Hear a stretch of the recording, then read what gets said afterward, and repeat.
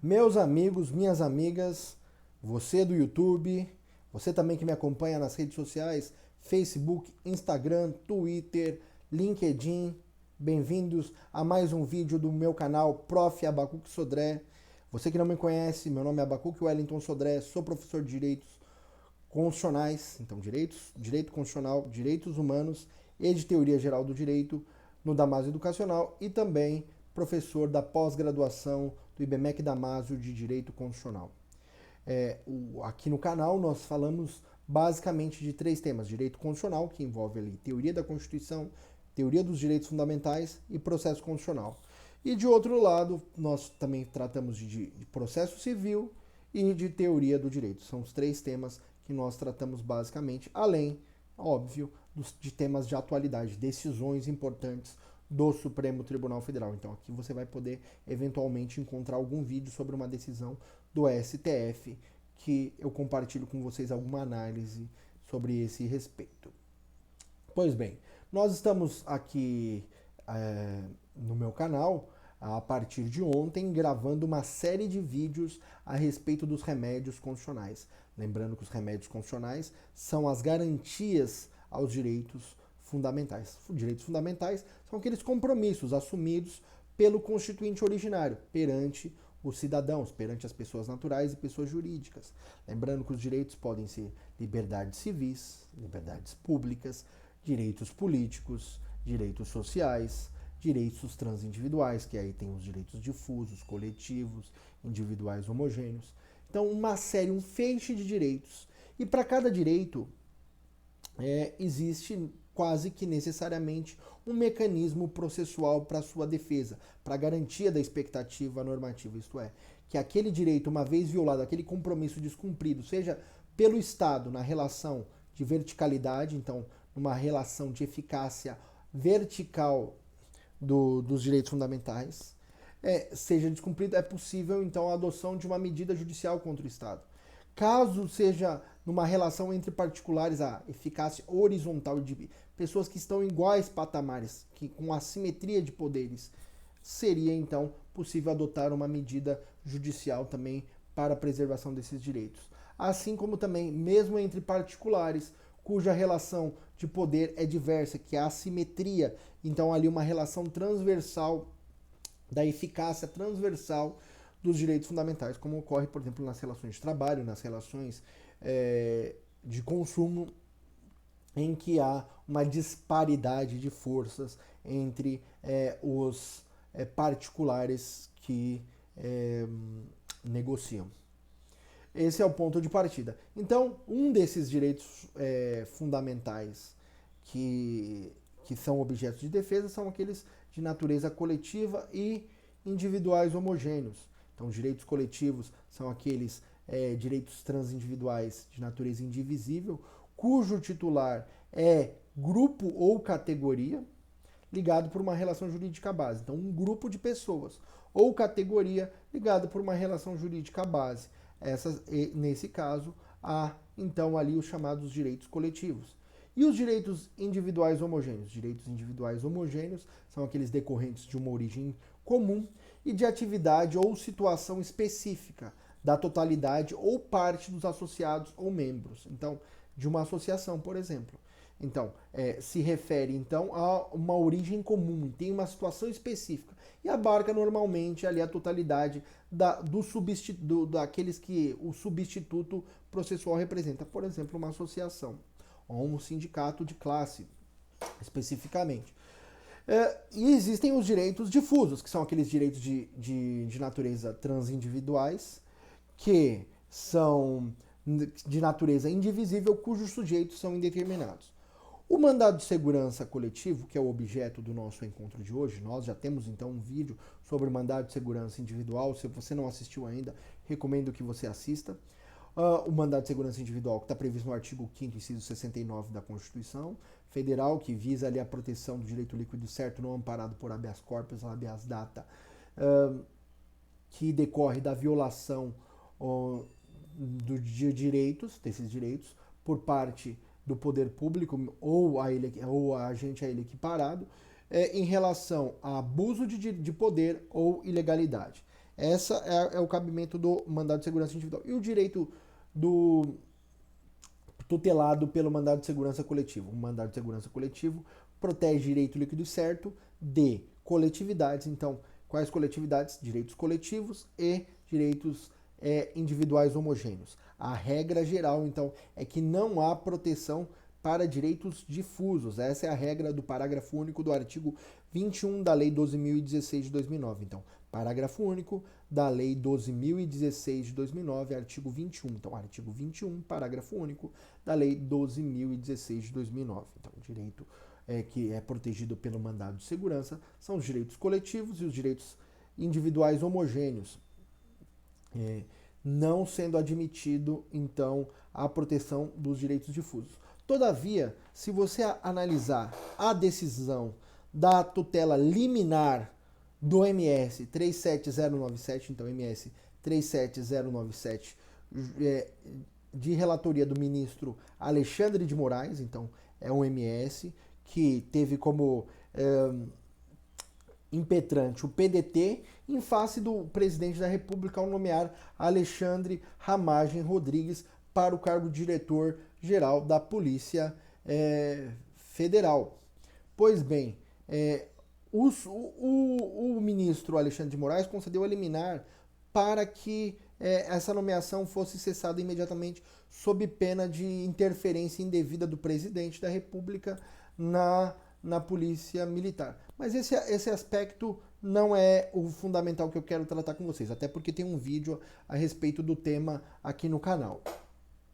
O que eu quero tratar com vocês é que nessa decisão, o ministro Alexandre de Moraes entendeu que deveria ser dada uma interpretação conforme a Constituição, no parágrafo único do artigo 21, para que seja também estendida a possibilidade de proteção por meio do mandado de segurança coletivo de direitos difusos. Lembrando, direitos difusos são aqueles direitos de natureza transindividual, de natureza indivisível, então são direitos transindividuais de natureza indivisível, que têm sujeitos indeterminados, ou seja, não é preciso, não tem como determinar quem são os sujeitos, quem são os destinatários desses direitos.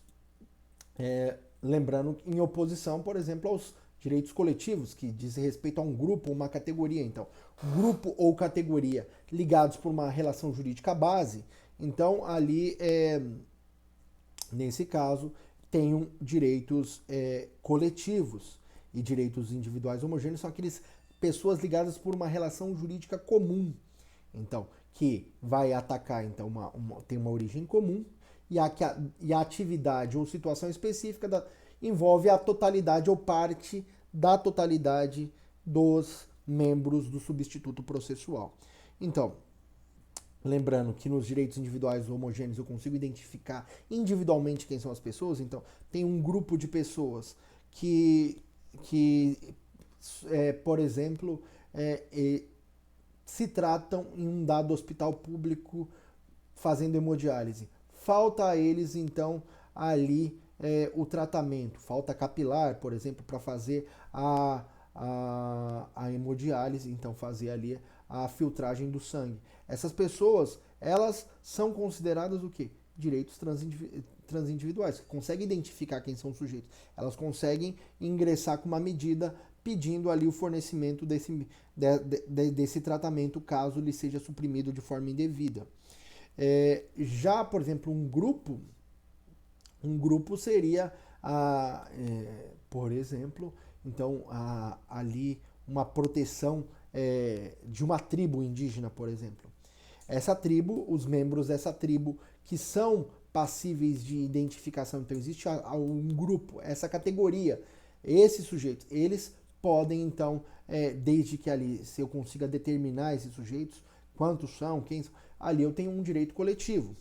Não só, o grupo ou categoria não só está voltado à questão da relação jurídica laboral ou trabalhista. Então, que você pode ver que tudo que houver um grupo em que for possível identificar aquele grupo ou categoria e estejam ligados por uma relação jurídica base, então essa relação jurídica, seja ali ela etnocêntrica, seja ela uma relação de consumo, seja ela uma relação civil, ou mesmo em decorrência, por exemplo, de convivência, um bairro, eu consigo identificar, por exemplo, quem são os sujeitos. Eu identifico de forma específica, tenho direitos individuais homogêneos. Se eu consigo identificar apenas um número determinado de sujeitos, mas esses números determinados envolve-se por uma relação jurídica em que eu não identifico a princípio todos os sujeitos, nesse caso eu tenho direitos coletivos.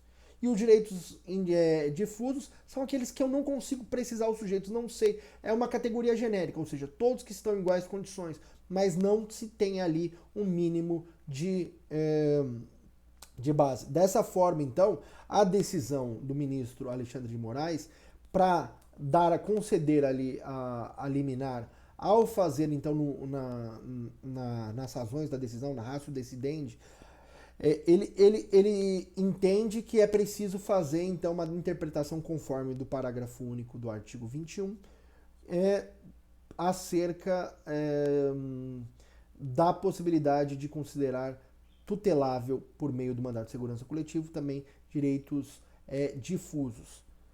Essa decisão, desse processo, perdeu o objeto na medida em que a nomeação de Alexandre Ramagem Rodrigues foi revogada pelo presidente da República a partir da concessão da liminar, então não houve uma decisão do plenário a respeito da questão. Então tem uma decisão, um voto, um entendimento do ministro Alexandre de Moraes. Porém, essa não é a regra. A regra geral é que o direito líquido e certo protegido pelo mandado de segurança coletivo são aqueles de naturezas coletivas e individuais homogêneos. Então, direitos coletivos, aqueles direitos de natureza transindividual,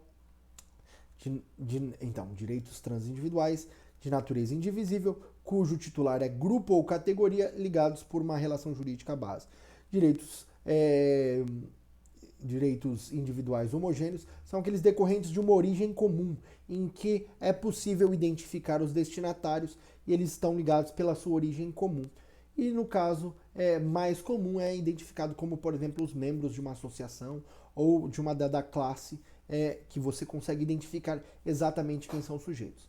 Essa previsão, essa definição é feita pela própria Lei 12.016 de 2009. Então, Lei 12.016 de 2009 é a lei que regulamenta o mandado de segurança coletivo. Artigo 21 e seguintes disciplinam, então, ali a forma como o mandado de segurança coletivo deve ser manuseado. Então, a ação do mandado de segurança coletivo é uma ação de natureza coletiva, protege, em regra, direitos coletivos individuais homogêneos. Existe uma decisão do ministro Alexandre de Moraes em sede de cognição sumária, no MS 37097, entendendo que seria possível estender, por uma interpretação conforme, a proteção do mandado de segurança para direitos difusos. Mas a regra legal é apenas direitos coletivos e individuais homogêneos.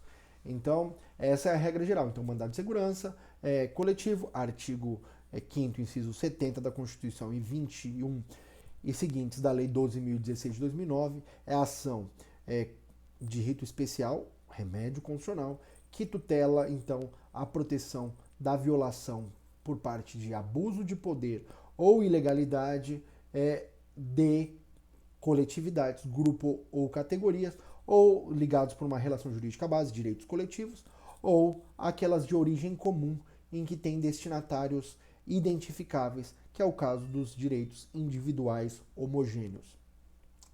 Com relação à competência, a competência é a mesma da base do mandado de segurança coletivo, ratio personi, ou seja, em razão da pessoa.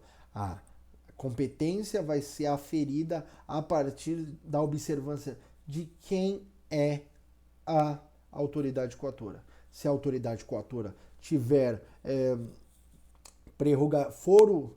prerrogativa de foro especial em decorrência da sua função, vai haver então ali o julgamento, ou pelo Supremo Tribunal Federal, pelo Superior Tribunal de Justiça, ou pelos tribunais superiores, de acordo com as regras estabelecidas no próprio texto da Constituição Federal, e que são as ações de competência originária. Então, a competência originária é preciso observar. Então, analisa o primeiro passo.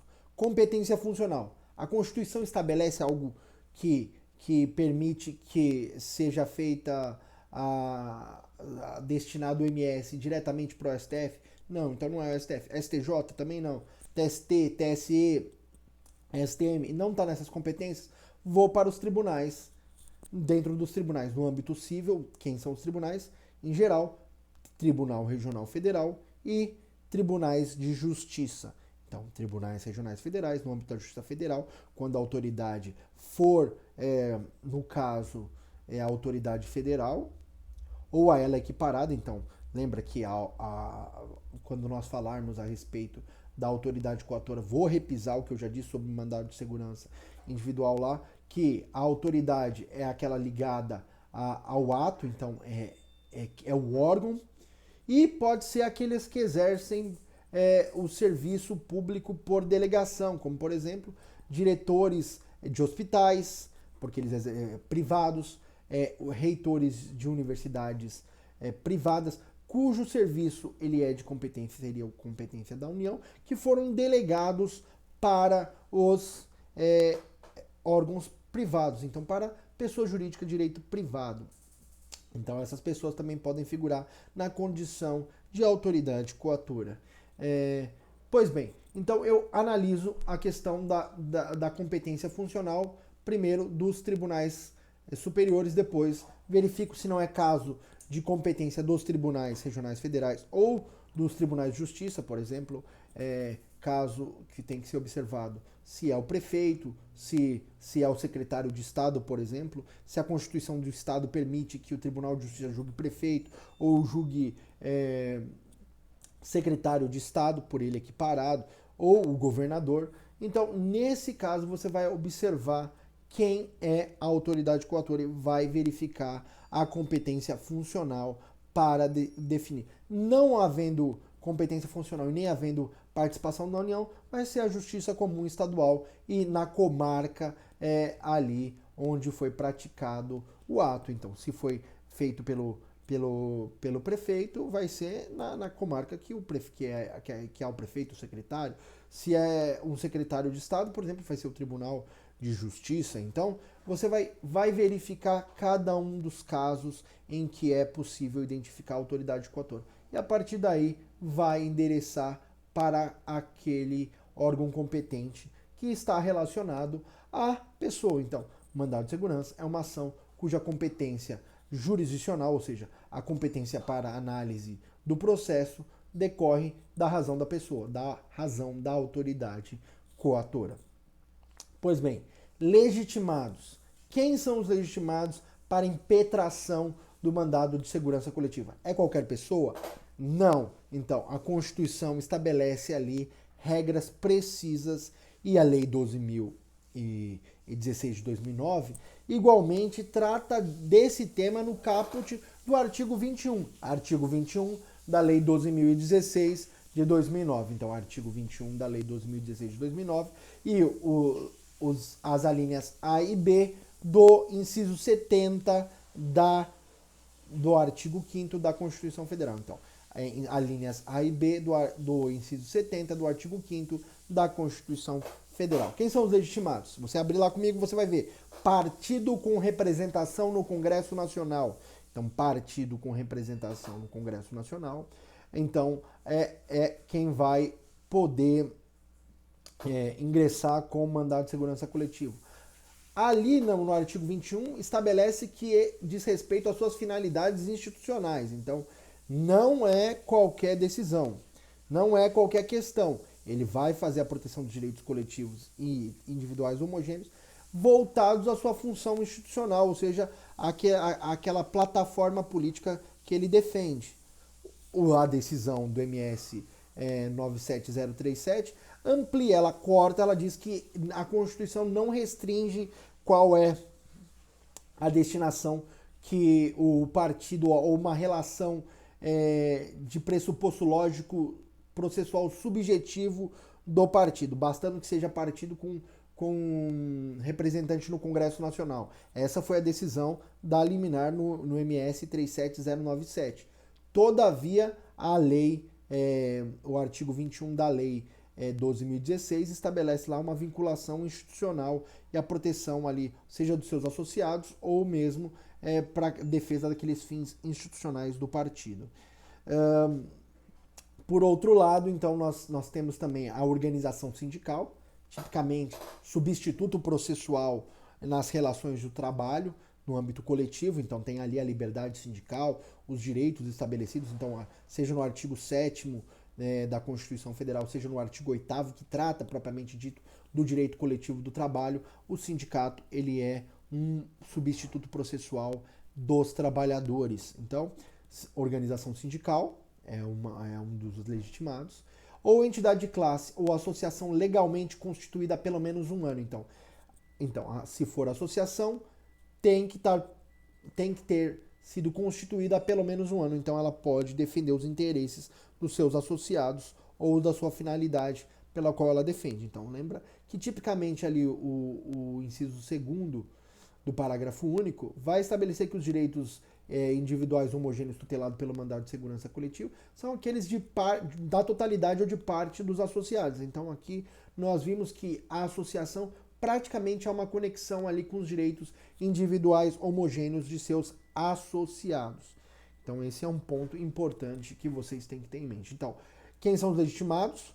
Artigo 5º, inciso 70 e artigo 21 caput da Lei 2016, partido político com representação no Congresso Nacional, organização sindical, entidade de classe ou associação constituída há pelo menos um ano. Associação constituída por pelo menos um ano. Artigo 21 caput da Lei 12.016 e artigo 5º, inciso 70, alíneas A e B da Constituição Federal. E a autoridade coatora? A autoridade coatora é quem realiza o ato de abuso de poder ou a ilegalidade combatida pela impetração do mandado de segurança coletivo.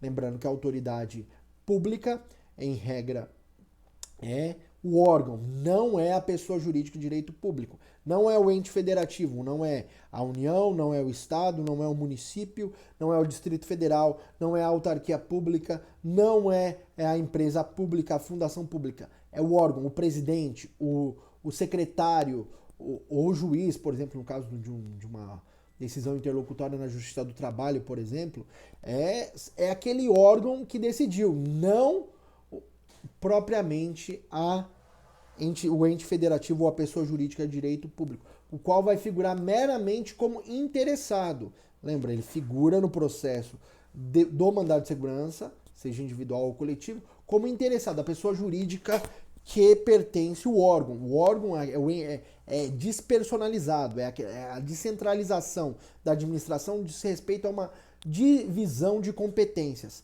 Então, uma especialização decisória dentro do sistema hierárquico da administração pública, da burocracia estatal. E o órgão que decide é ele que vai figurar como autoridade coatora. Então, presidente da República, governador, prefeito, secretário de Estado, ministro de Estado, secretário de uma pasta dentro de um ministério. Então, são esses órgãos que figurarão como autoridade coatora ou impetrado. Então, na linguagem processual, tem o impetrante, que é o legitimado ativo, tem o impetrado ou autoridade coatora, que é quem realiza o ato de abuso de poder ou ilegalidade combatida por meio dessa ação de rito especial. Então, legitimado ativo, autoridade coatora, não é a pessoa jurídica, é o órgão ligado à pessoa jurídica de direito interno. Lembrando que pode ser também aquele que exerce o serviço público por delegação, como o caso típico, reitor de universidade privada. Pode ser também, no caso, diretor de hospital privado. Esse é um exemplo também claro que pode ser objeto aí de uma prova ou mesmo do exercício prático para você que advoga aí no dia a dia. Assim como nós falamos, então, existe um pressuposto lógico subjetivo da vinculação da finalidade, seja do partido político, seja do órgão sindical ou mesmo da associação de classe, ali estabelecido no caput do artigo 21 da Lei 12.016, também há um pressuposto lógico processual objetivo de caráter temporal, ou seja, a ação do mandado de segurança coletivo, assim como o mandado de segurança individual, deve ser exercida no prazo de máximo de 120 dias do ato coator. Então, regra do artigo 23 da Lei 12.016 de 2009. Lembrando que, se ultrapassar esse prazo, o uso do mandado de segurança coletivo foi fulminado pela decadência, evento decadência. Tempo, lembra, dormenticus non securitius. O direito não protege os que dormem. Ultrapassado tal período, não será mais possível usar o rito célere do mandado de segurança coletivo. Far-se-á, então, necessário o quê? A adoção de uma ação coletiva. Então, vai se verificar uma outra ação coletiva para o ingresso e a proteção dos direitos coletivos e individuais homogêneos. Então, não é que vai haver o perecimento do direito, haverá o perecimento do exercício do uso do writ constitucional, ou seja, do mandado de segurança coletivo. Então, regra do pressuposto lógico processual de caráter objetivo temporal é a decadência, o prazo de 120 dias do ato coator. Ultrapassado tal prazo, não há o perecimento do direito, mas do uso do MS, podendo ser então proposta uma ação coletiva com pedido de liminar. Vamos lá. Nós então já identificamos qual é a competência e a razão da pessoa, o legitimado ativo, o legitimado passivo, os requisitos, os pressupostos lógicos, processuais, subjetivos e objetivos. E agora vamos falar então do direito líquido e certo. O que é o direito líquido e certo? Direito líquido e certo é aquele direito subjetivo fundamental. Então, é aquele direito que está estabelecido, assumido como um compromisso fundamental, que tem caráter coletivo ou individual homogêneo. Então, regra, direito subjetivo de categoria ou de pessoas ligadas por uma origem comum. Então, direitos que se relacionam a coletividades. São direitos coletivos em sentido lato. Então, direitos subjetivos de caráter que forem descumpridos pelo poder público ou órgãos a ele equiparados. Então, se houver violação por base de abuso de poder ou ilegalidade desses direitos de natureza transindividual, então é cabível o mandado de segurança. Lembrando que um dos requisitos também aqui, com base no direito, que eu quero tratar com vocês, é a questão da prova pré-constituída. Lembra, artigo 6º da Lei 12.016 de 2009 estabelece que só é cabível mandado de segurança, seja ele individual ou coletivo, quando for prescindível, ou seja, quando não for necessário a dilação probatória, ou seja, o rito do mandado de segurança não admite a produção de prova oral, ou seja, depoimento de parte, ou ainda prova auditiva de prova testemunhal, ou prova pericial. Então, como o mecanismo, o procedimento, ele tem natureza célere, então é vedada ali a prática de atos probatórios que demandem uma maior dilação do temporal do processo. Dessa forma, então, todas as vezes que for necessário depoimento de parte, oitiva de testemunhas ou produção de prova pericial, não será caso de mandado de segurança coletivo. Nesse modo, será caso de ação coletiva com pedido de liminar. Dessa forma, o que eu posso dizer para vocês? Que a prova pré-constituída, ela é, então, aquela prova que é feita meramente por prova documental. Mas o que se refere à prova pré-constituída, e lembra, as pessoas fazem uma confusão muito grande do ponto de vista semântico entre direito líquido e certo, prova pré-constituída. Direito líquido e certo não é aquele que é demonstrado rapidamente e eficazmente. Isso aí, todo direito é fácil de ser observado. A questão da prova não é a prova do direito, é a prova da violação. Então, aqui é importante, direito líquido e certo é aquele direito subjetivo garantido pela Constituição, é aquele direito que estabelece ao seu titular, o destinatário, então aquele compromisso do constituinte ou do legislador que, uma vez violada a ação, violada aquele direito por ação ou omissão do poder público ou do particular, possa ter uma ação correspondente, possa ser exigível do ponto de vista judicial. Esse é o direito subjetivo, ou seja, direito líquido e certo, aquele que é visto e pode ser exigido judicialmente. Porém, o mandado de segurança, ele tem por objeto o direito líquido e certo, desde que esse direito líquido e certo seja alicerçado por uma prova pré-constituída. Mas a prova é do direito? Não, não é a prova do direito, porque o direito é facilmente demonstrável.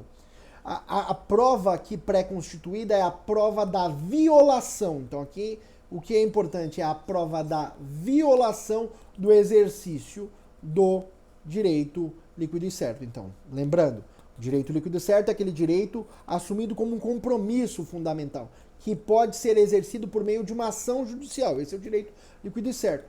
Por outro lado, a prova pré-constituída, ou a prova que se admite no mandado de segurança, é aquela prova de natureza documental. Prova do ato coator. Prova da restrição indevida, injustificada ou criação de óbice acerca do exercício do direito fundamental objeto do mandado de segurança. Então, existe um direito líquido e certo. Esse direito foi violado e existe uma prova documental dessa violação. Então, nesse caso, é hipótese do cabimento do mandado de segurança, seja ele individual ou coletivo. Então, a prova pré-constituída diz respeito à violação ou restrição indevida do direito fundamental tutelado pelo mandado de segurança, individual ou coletivo. Então, esse é o ponto primordial, o ponto de partida, a definir, o entendimento semântico do Instituto. Não basta só ir por aí reproduzindo como papagaio. Existe a necessidade de prova pré-constituída ou a necessidade, então, daquilo que se convencionou chamar de então o direito líquido e certo é aquele que se faz por prova documental. Não. O direito provado, a prova do direito se diz respeito à própria condição do cidadão. A existência do direito é facilmente produzida. A questão é a prova da violação. Esse é um ponto que você, do ponto de vista dogmático, precisa analisar. E quando for fazer a demonstração do cabimento, demonstrar o que se diz respeito à reflexão da prova pré-constituída, essa diz respeito à violação do direito, não propriamente ao direito, ok? Então, se a violação depender de prova pericial ou prova oral, não será caso de mandado de segurança. Caso a violação ou a restrição indevida seja possível ser demonstrada por prova documental, então será caso de mandado de segurança. E todas as vezes que esse direito se tratar de um direito coletivo ou de um direito individual homogêneo e cujo o sujeito ativo para impetração for partido político, organização sindical ou associação constituída com pelo menos um ano, será hipótese, então, de mandado de segurança coletivo. É assim que a gente constrói o direito. Dogmática com lógica, com semântica, com significado, não apenas uma reprodução vazia de conteúdo. Eu espero que você faça essa reflexão, que você construa isso. Direito ele é construído do ponto de vista dogmático, não apenas pela reprodução tautológica de conceitos. É preciso entender esses conceitos e que eles se materializem ali no exercício, na construção da sua peça, ou seja, na proteção dos direitos fundamentais do seu cliente, obviamente, ou de quem você defende os interesses. Pois bem, assim como no mandado de segurança individual, no mandado de segurança coletivo, a tutela provisória, ou chamada tutela de urgência em sentido genérico, ela tem como subespécie a tutela liminar. Então, tutela liminar é a tutela provisória das ações de rito especial. Então, ali o artigo 7º, inciso 3º, permite que o juiz, ao despachar o processo, suspenda o ato impugnado. Então, a suspensão ela é uma ordem, então uma antecipação dos efeitos da decisão, para que seja imediatamente ali garantido o exercício do direito. Então, no caso, existe um tratamento, lembra a nossa hipótese? Existem pessoas que se tratam normalmente em um dado hospital público para fazer hemodiálise. E aí tem falta de capilar e o Estado diz, não tem capilar, não vou fornecer. Nesse sentido, essas pessoas podem ingressar com mandado de segurança coletivo para que seja garantido o direito líquido e certo à fornecimento desse capilar de forma imediata, ou seja, não pode esperar até a decisão final. Aquelas pessoas ali ligadas que fazem o tratamento todas as vezes naquele mesmo hospital podem ter aquele direito à saúde ou direito ao tratamento obtidos de forma liminar. Então, a liminar vai suspender o ato que indefere e vai garantir o exercício do direito. Lembra, aqui o que a gente está tratando é da violação do direito, não somente da proteção do direito, mas a proteção do exercício do direito. O direito já é protegido constitucionalmente, já é assumido como um compromisso. O que se protege é o exercício por meio da ação. Aqui, então, o exercício do direito fundamental é protegido por meio da concessão da liminar, suspendendo o ato impugnado, ou seja, o ato coator, para que o exercício do direito seja feito de forma clara. Lembrando que a decisão da liminar, ela é sempre uma decisão precária, então, o que significa? Que ela pode ser revogada a qualquer momento do processo. Lembrando que da decisão que concede ou indefere a tutela liminar, cabe agravo de instrumento, artigo 1015 do Código de Processo Civil, inciso 1º. Então ela pode ser objeto do agravo ou de suspensão de tutela liminar ou de tutela de urgência nos tribunais de justiça ou nos tribunais superiores. Lembrando que ela pode ser revertida a qualquer momento, mas ela implica então na antecipação desses direitos. O que é importante eu trazer aqui para vocês? Que a liminar no mandado de segurança coletivo, diferentemente do mandado de segurança individual, ela não é concedida inaudita altera pars, ou seja, ela não é concedida sem a oitiva da parte contrária.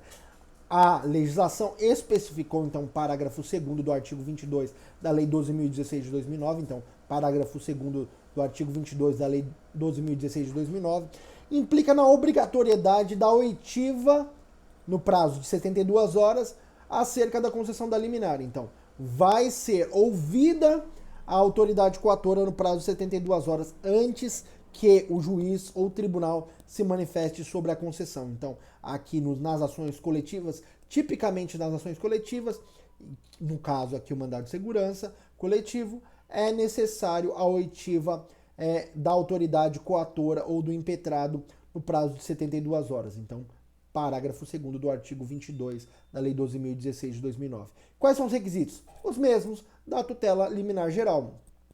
Fumus boniuris e periculum in mora. Probabilidade do direito violado. Então, existe uma probabilidade da violação do direito, da restrição do seu exercício de forma indevida, e periculo in mora, ou seja, perigo da demora, perigo de dano irreparável, de difícil reparação ou resultado útil do processo, ou seja, a decisão, o direito violado, o exercício restrito, não pode esperar até a decisão final, ele tem que ser concedido de forma imediata.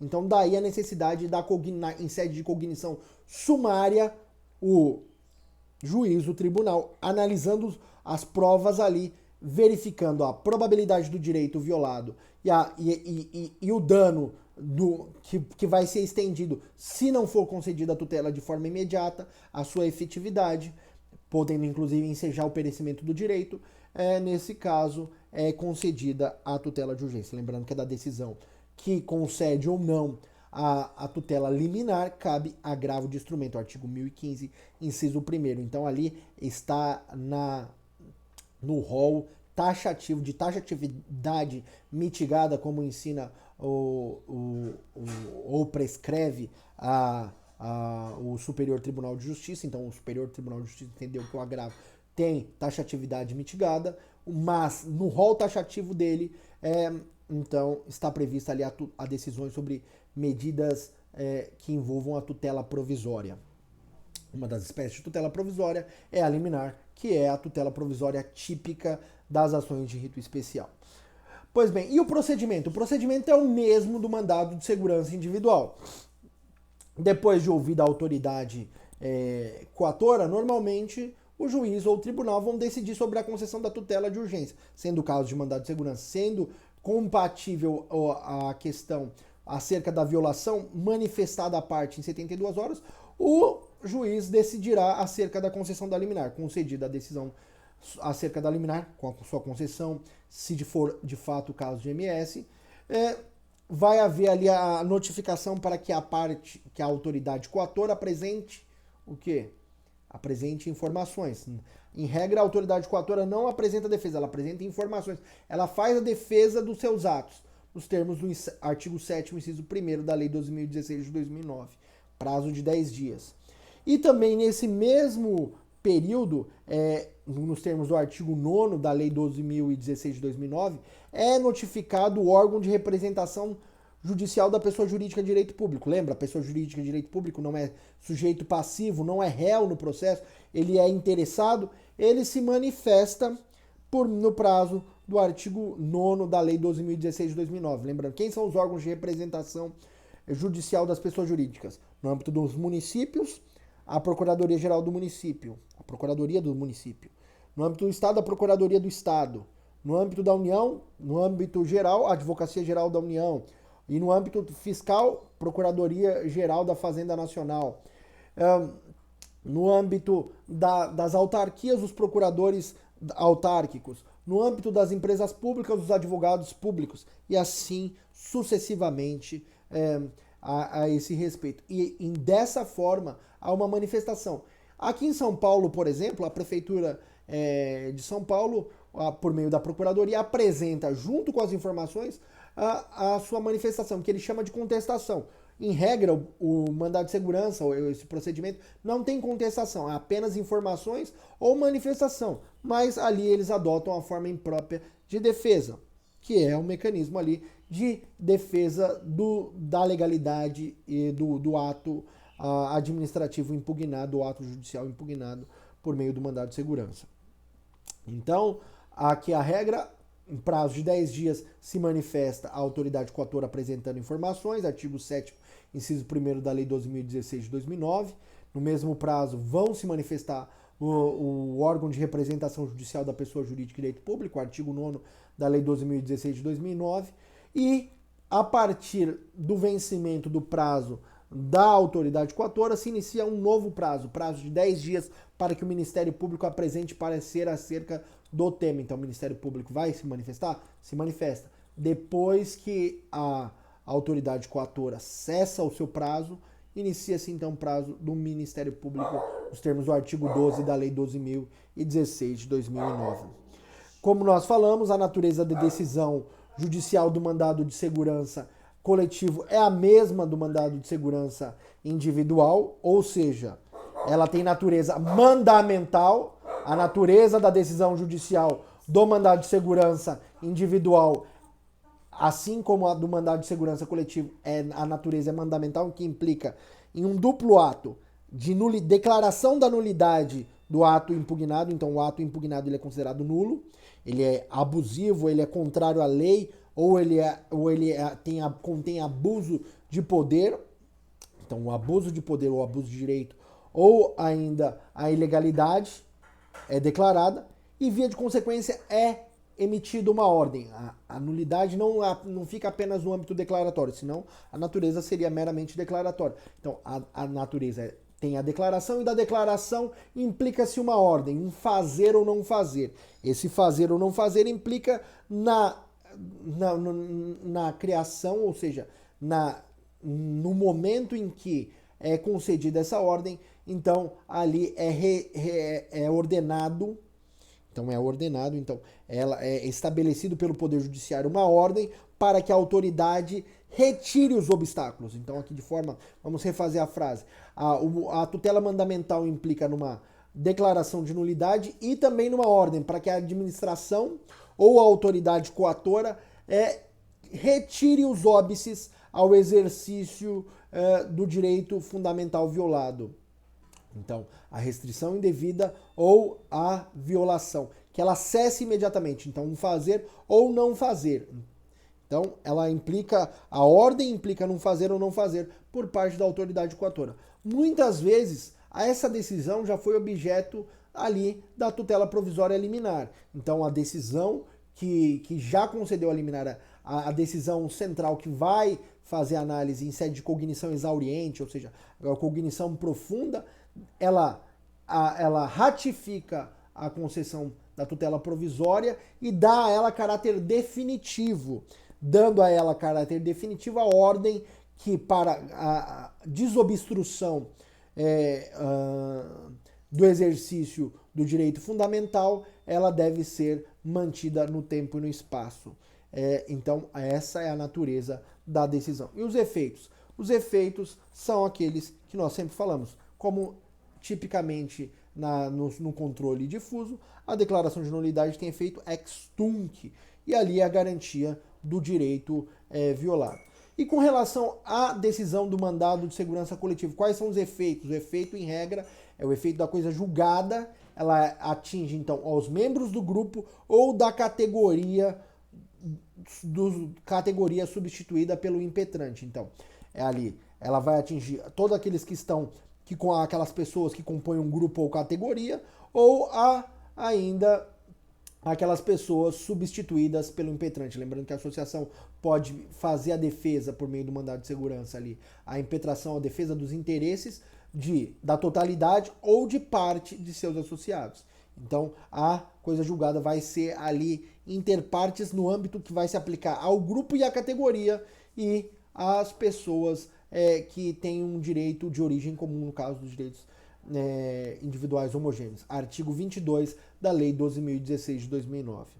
Em caso de coexistência de ações individuais e ações coletivas, é preciso que, para que a pessoa titular de um direito se beneficie da decisão do mandado de segurança coletivo, que ela desista da ação individual. Então, uma vez sendo possível, lembra que é possível a pessoa individualmente impetrar o mandado de segurança individual e o sindicato, o partido político ou mesmo o órgão de representação de classe ou associação constituída por pelo menos um ano impetrou o mandado de segurança, tendo uma decisão favorável, é necessário que a pessoa que impetrou o mandado de segurança individual ou propôs qualquer outra ação individual para que se aproveite dos efeitos da decisão, ela precisa desistir da ação individual para que ela se habilite, então, na ação de natureza coletiva. Regra do parágrafo 1º do artigo 22 da Lei 12.016 de 2009. Então, parágrafo 1º do artigo 22 da Lei 12.016 de 2009 exige a desistência da ação individual para que o sujeito de direito, então, o destinatário da regra, se aproveite dos efeitos da decisão coletiva. Por fim, assim como no mandado de segurança individual, no mandado de segurança coletivo não há que se falar em honorários advocatícios de sucumbência. Então, não há imputação de honorários advocatícios de sucumbência, nos termos do artigo 25 da Lei 12.016 de 2009, artigo 25 da Lei 12.016 de 2009, e o que já era regia anteriormente ao próprio advento da Lei 12.016 de 2009, a súmula do Superior Tribunal de Justiça, a súmula 105 do Superior Tribunal de Justiça. Então, artigo 25 da Lei 12.016 de 2009 e súmula 105 do Superior Tribunal de Justiça vedam, então, ali a condenação da autoridade coatora ou mesmo do impetrante, caso ele perca, caso tenha, ao final seja denegada a segurança ou indeferido o mandado de segurança, a imputação de honorários de sucumbência. Até porque o objetivo é a celeridade e o objetivo é a preservação do direito e não propriamente uma contenda judicial comum, ao que é objeto das ações de rito comum, que tem um procedimento muito mais longo.